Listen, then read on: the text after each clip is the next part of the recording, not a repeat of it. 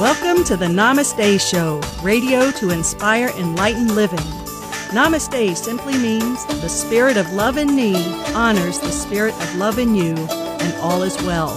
I'm Charlotte McGinnis, your host, and I thank you for joining me today.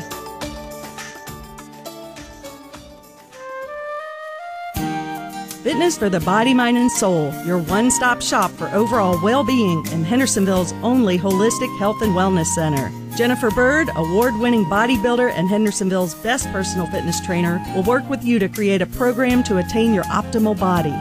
I love my therapeutic massages from Elena, facials with Claire, and then have an organic veggie juice or smoothie with Tony. Fitness for the body, mind, and soul also offers Zumba, Nia, Ageless Grace, boot camps, abs, stretch, yoga, and Tai Chi. Great membership deals are waiting for you. Come in for a tour today at 419 South King Street in downtown Hendersonville or call us at 489-3855. See you there. Are you feeling like you would like more clarity and inner peace in your life? Are you looking for a unique and personal gift for someone? If you have not been to Emerald Lotus, you need to go. My friend Lori Fothergill has created an amazing sanctuary for the body, mind, and soul. Emerald Lotus has wonderful spiritual tools and gifts, workshops and classes, and spiritual guidance for anyone who is seeking more inner peace and awareness in their lives. Go see Lori today at 1750 Brevard Road in Laurel Park in Hendersonville. Her number is 693-0301. If you love your furry friends as much as I do, then you want their caretakers to love them too. My good friend Laura from Flat Rock Furry Friends and More loves your pets as much as you do. Our dogs squeal with excitement every time she comes to visit. She has been in business for 4 years, bonded and insured, and loves to provide day visits to your feline and canine friends. Call Laura today at 489-8009. Her initial visit and assessments are free. Your pets will love her, and you will too. Good morning, everyone, and welcome to the Namaste Show. I'm Charlotte McGinnis, and yes, it's another fantastic day here in Hendersonville, North Carolina. Just got back from a wonderful road trip down to Palm Beach Gardens, Florida, and had a great time with a lot of friends I hadn't seen in a while. That was actually where I came from before I moved up here. So I got to see some old friends and go to a good friend's 90th birthday party. And boy, was that a special day. Mary was a board member of mine from the Palm Beach Center for Living Days, which was the spiritual center I had in Palm Beach for a number of years. And she turned 90, and her 85-year-old boyfriend had a great birthday surprise for her. There were 90 people there, dancing, buffet, really just a great time. But more beautiful was actually her spirit and how beautiful she still is, and how energetic and vibrant and vital she continues to be. And what an inspiration.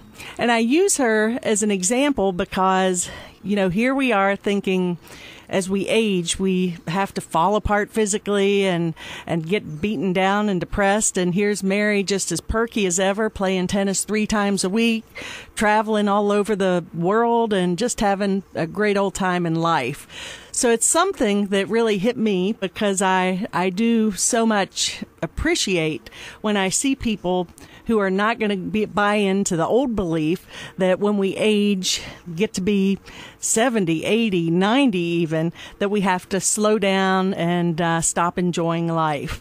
So it's really the choices we make now that enable us to go forward and live like Mary is. She's a wonderful example. She's I look at it and I say, well, what's her secret? What does she do? And what I find is that, number one, attitude is everything. She has been a great example of really staying positive, making choices in her life that enhance her well-being. She eats well, she exercises, she has wonderful friends and family to support her, and she doesn't allow herself to get caught up in the small stuff. She just sees the big picture and just lives life in joy and harmony and peace, and what a gift that is to be around someone who does that. So I just want to put that out there to you guys listening, because we can make choices that make our lives happy and prosperous and great, or we can make choices to maybe not be so happy and to let our bodies deteriorate. So just a little food for thought before I get into today's talk. So enough about that. I want to go right into what's really been recent in the news this past week, and that is the tragedy in Colorado, Aurora, Colorado, and the massacre that happened at the movie theater when all of those people were brutally murdered and traumatized by this action from this young man. And what the heck happened? You know, here we are. We think we can go to a movie on a Sunday night. There was a lot of great anticipation and excitement because the Batman movie was out and The Dark Knight had actually, you know, people had been anticipating that. They dressed up. They were excited. Couldn't wait there to get to that midnight showing. And unbeknownst to them, and unfortunately and very sad, the outcome of that evening was very tragic. And I'm thinking about this young man who actually committed this act, James Holmes. And here he is, a med school student, very, very bright. Seems like he had many, many things going for him.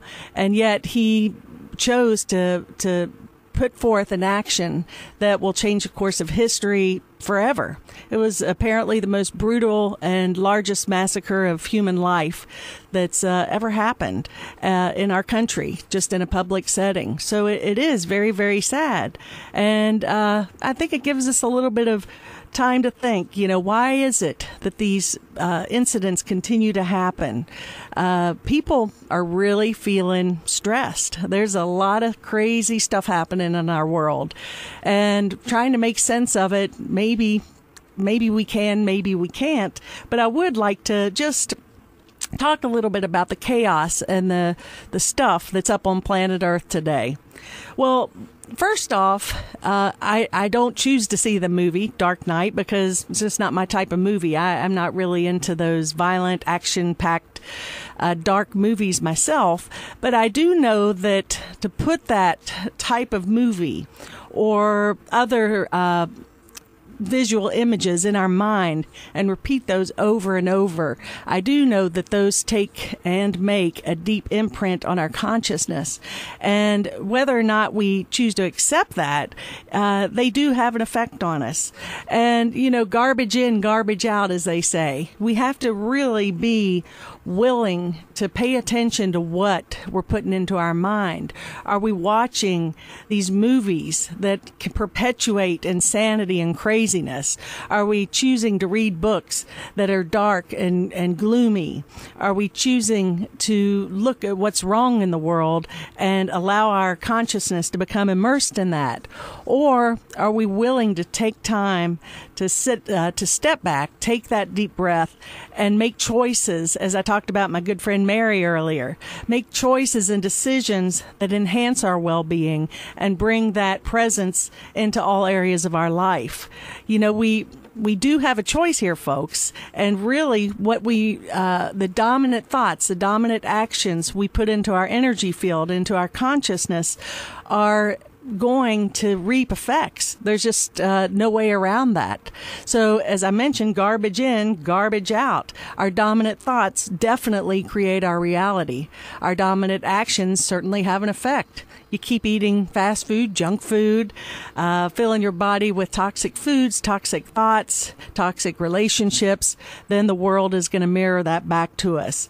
So it really is not something to beat ourselves up for, but rather pay attention to and say, is this really the world I choose to create? Because we're the only ones who can do it. You know, we can sit here and point fingers and blame and attack and judge other people's decisions, but all healing really is self-healing, and it all really starts with me. As the song goes, let there be peace on earth and let it begin with me. That's really the truth. All we really have power over is our own actions, our own thoughts. And the more peaceful I choose to be, the more positive things I choose to tune into, that in itself is bringing a great gift to our Mother Earth and to each other. So we, as Gandhi says, we need to be the change that we wish to see in the world. So what does that mean to you? Be the change that you want to see in the world. Well, If I want to see more peace, I need to be more peace. If I want to experience more love, I need to be more loving. And if I want to be prosperous, I have to be willing to share my gifts. It really is simple, but yet we tend to get caught up in that spiral of chaos and insanity that is continually being bombarded at us each day. The world, it seems like these days, a lot of, we can call it 2012. A lot of people are into that story that 2012 is really the, shake-up of everything. And maybe it is. Maybe all of our stuff has to come up before we can actually reap the benefits of letting that go and going back to that place of peace. I know personally, as they say, what is it? That let go or be dragged is one of the greatest bumper stickers I've ever seen. I think that's just priceless. Let go or be dragged.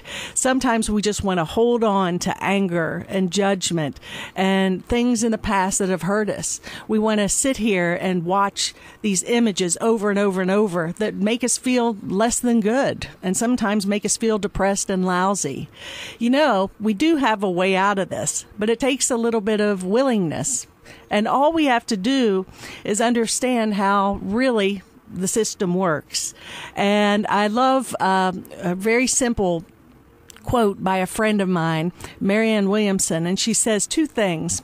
She said, just remember these two things and life would be a lot easier. Number one, God's plan works. And number two, yours doesn't. How long does it take us to keep beating our heads up against the wall before we realize that we can let go or we can be dragged? The good news is that the conscious mind, our thinking mind, does have free will.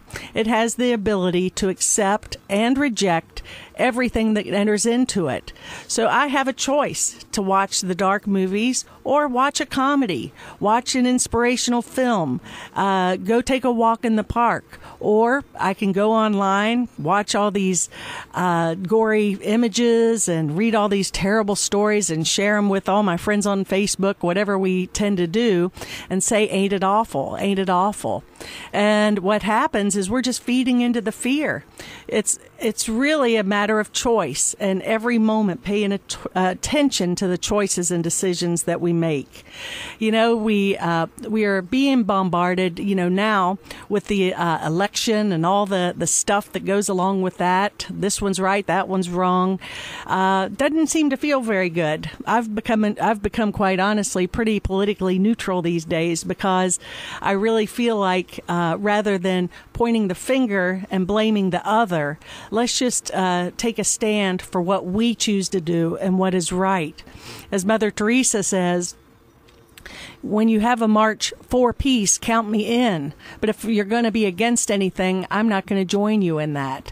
Let's allow ourselves to focus on what we choose to create and how we can do that. Because it seems as though we've become a little bit numb. We've become just so programmed and fallen into that soup, that cosmic soup of everyone else's chaos and fear. But I don't mean to go into gloom and doom here because I'm actually very optimistic. I'm a very hopeful person and a very positive person. But sometimes, as I've learned on my own spiritual path, it's not about denying the darkness, but rather looking beyond that and choosing the option for peace. So what happens is when these dark thoughts or sad feelings come up, rather than stuff them or project them onto the world or another person, it's really taking self-responsibility and say, I can choose to see this differently. I can choose to experience this in peace rather than conflict. Because it really is thinking that makes everything so. It's not the action, it's not the effects of the world that are actually causing our upset, but rather how we respond to it. A quite simple definition of a miracle is not necessarily the parting of the Red Sea, which of course it is. It was a beautiful and wonderful miracle. Moses did what he needed to do to get to get where he needed to go, and he was able to part the Red Sea. That is certainly a miracle. We hear of spontaneous healings, miracle. We hear of just financial windfalls that were totally unexpected but came at the right time. Those are all what we call earthly miracles. But the miracles, the practical miracle that we can all tap into right now is changing our mind. Change your mind, change your life. So let's think about that as we go into the break here. We can think about areas in our own lives where we can change our mind and therefore change our experience. So when we come back, we're going to explore this a little more, and we're going to talk about how we can actually be more miracle-minded and more loving and more positive. See you on the backside here. Did you know that disease cannot live in an alkaline body? Of course, we all know that a healthy diet, abundant in fruits and vegetables, is good for us, but did you know that by drinking Kangen alkaline water, you can restore your body to homeostasis, which is its natural state for healing? Sound too good to be true? Give Ellen a call at 828-697-1556 to find out more about this miracle water. You can also visit our website, h2o-kangen.com. I've been drinking Kangen water for 3 years, and I love it. Change your water, change your life.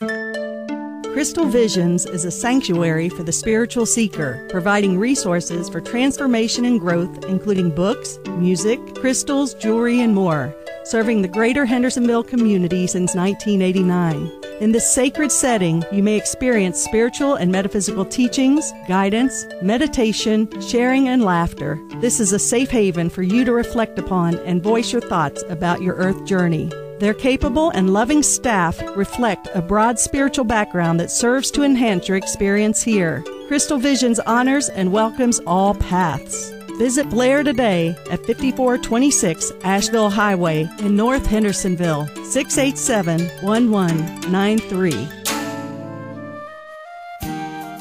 Thai food is not only delicious, but it's good for you too.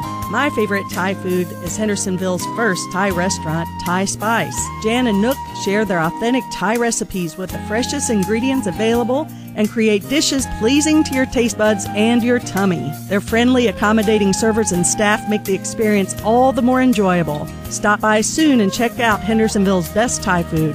There's a good chance I'll be there too. You can see them at 220 South King Street in Hendersonville, 693-7323. Hi, everybody. I'm back for part 2 of the Namaste Show here today.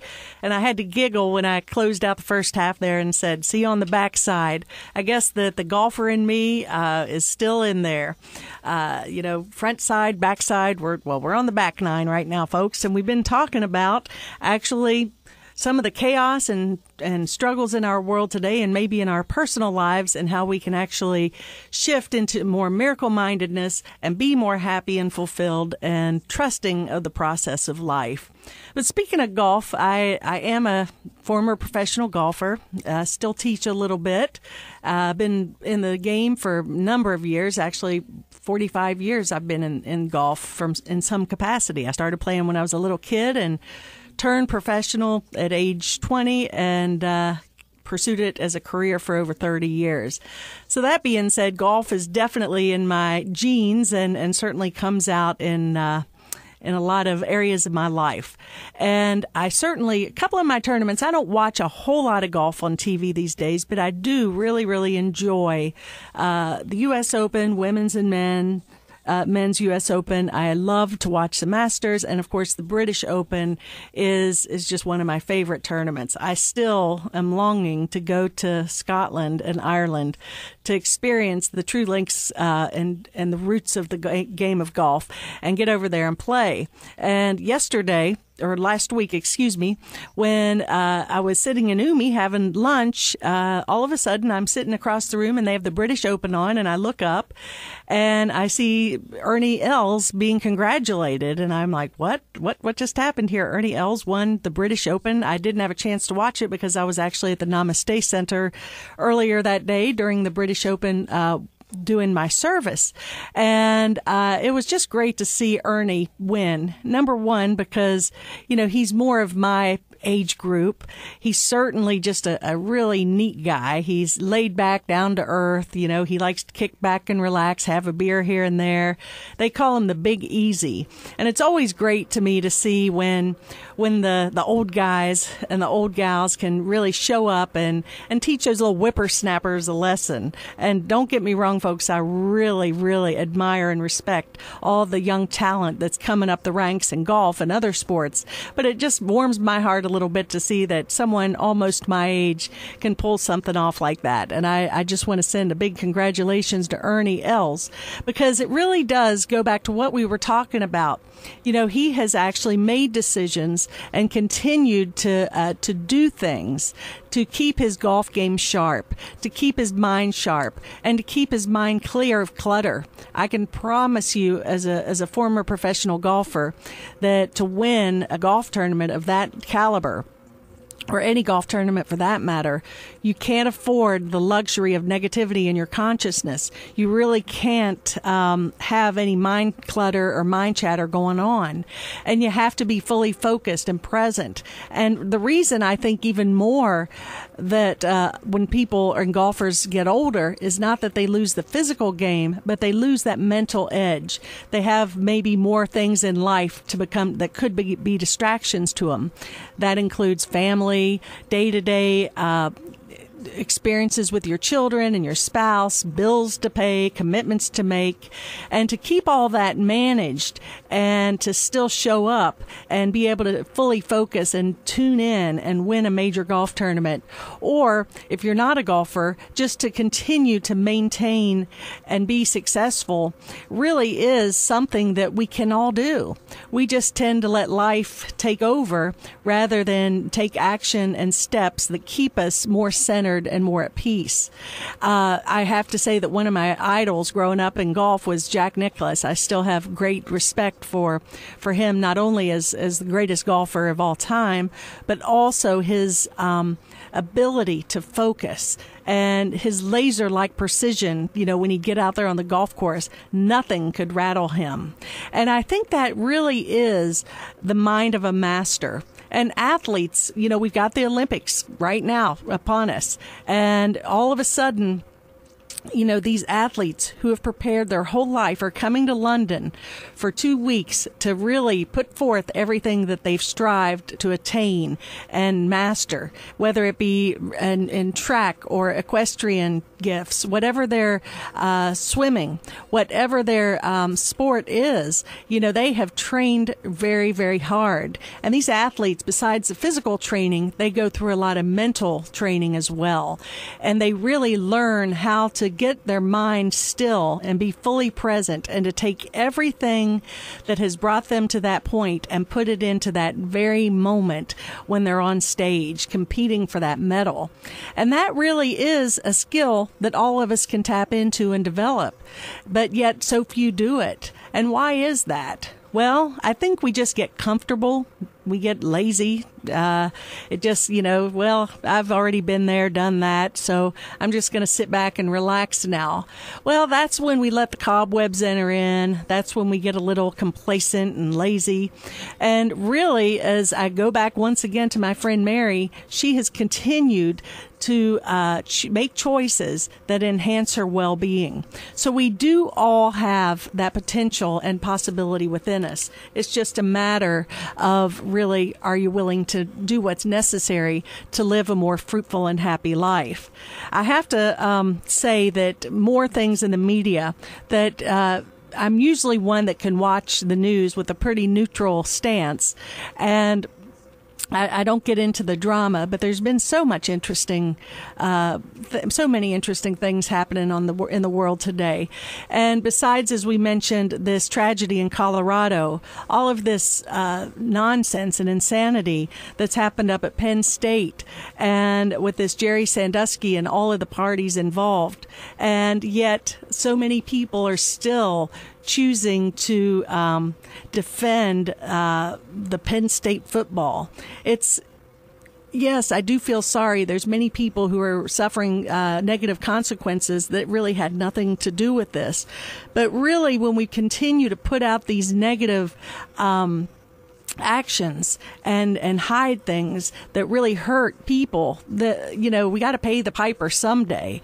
And what's happening, I really have to say, is I'm really admirable of the decisions that are being made that really do say, no, this is not acceptable, and choosing the higher road. I'm sure that Joe Paterno was a wonderful man, and he did far more good in his life than not. But, apparently what's coming out is he did make some decisions that weren't so loving and that actually allowed negative experiences to continue to perpetuate and happen. So I really do think that I have to say that people stepping up and taking down the statue, although it was a sad day for many people, I think that was a statement that was moving us in a place that says no more. We are going to come from a higher place here. We're going to make choices that are going to show that we can do the right thing. So it's never too late. It's never too late to forgive our past and to let go. I love a quote from A Course in Miracles that says, all your past except its beauty is gone, and all that remains is a blessing. So we don't have to be bound by our past, but we have to be willing to let go, and we have to be willing to make amends, ask for forgiveness, and then really tune into our hearts and say, what is the right thing to do here? What's the highest and best for everyone involved? It's really up to us every moment to pay attention. Is this really perpetuating more love and light, bringing more peace and harmony to myself and others? Or is this decision based in fear and judgment and greed and control? I think that that's really what is up on planet Earth. I think that we're all of these dark spots, all these dark places within each of us, and all of these occurrences that are happening, they're coming up as a big call for healing. So in that respect, I'm very, very hopeful. And I'm knowing that in the end, all is well. It's great to see people taking a stance for what is right.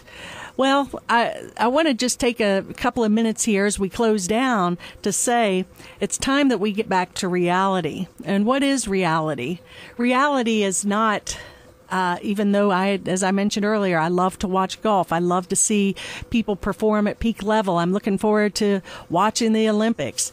But the reality that I'm talking about is living from our hearts, going inside. This world that we live in is not necessarily going to be so cordial, offering us circumstances that always make us happy. But as I mentioned earlier, we have a choice of how we respond to everything in life. So go inside, ask, not ask, what can I get from this world, but rather, how can I serve this world? How can I serve myself? Start with yourself. Get yourself feeling good, being more at peace, eating better, doing things that make you feel good, and then offer those gifts from a place of your own fullness. And when you do that, then everyone will benefit by those choices. So it really is just a real simple thing to ask yourself. And I use this as a barometer in my own life. Is this thought, is this action, is this deed moving me into the direction of love or fear? If the answer's fear, don't beat yourself up. Just make another choice and move on. So I just ask you to really work with me here. Let's all make the decisions to create a world where we don't have youngsters who feel the need to go out and do brutal acts, where really they feel supported and loved. If anyone is not feeling love, then of course their actions are going to be a byproduct of their own fear. So let's be a little more compassionate to ourselves, offer love and support when you see someone who may be lonely or afraid. Rather than pointing the fingers and judge and bullying them around, let's just say, how can I help you? And send that person love and compassion. Then we're here living our purpose. And that's what's up on planet Earth. What can be up on planet Earth is only good, only love, and peace and harmony. And please hold that vision with me. And thanks for joining today, and look forward to tuning in next week, and hope you can join me this Sunday at the Namaste Center at 419 South King Street in downtown Hendersonville at 11 a.m. Have a great weekend, folks. Namaste. I invite you to join me every Saturday at 8:30 a.m. on WTZQ AM 1600 and on Sundays at 11 a.m. for the Sunday Soulful Celebration held at the Namaste Center at Fitness for the Body, Mind, and Soul, 419 South King Street in downtown Hendersonville. Go to our website, thenamasteshow.com, for more information. Until we meet again, Namaste.